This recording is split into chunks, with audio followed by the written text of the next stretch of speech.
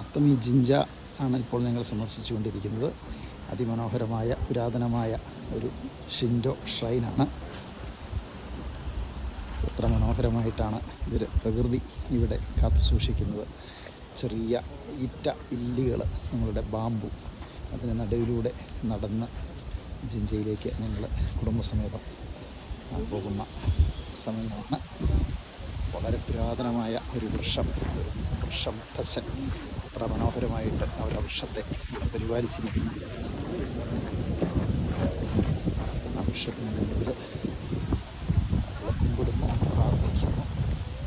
ഷിൻഡോ ആചാരപ്രകാരം വൃക്ഷങ്ങളെയും പ്രകൃതിയെയുമാണ് അവർ കൂടുതൽ ആരാധിക്കുക. അതിലൂടെ ദൈവ സാന്നിധ്യം മനസ്സിലാക്കുക എന്നതാണ് ഷിൻഡോ മതത്തിൻ്റെ ആചാരം. 2 പ്രാവശ്യം കൈയടിച്ച് ആണ് അവർ പ്രാർത്ഥന ചടങ്ങ് നടത്തുക.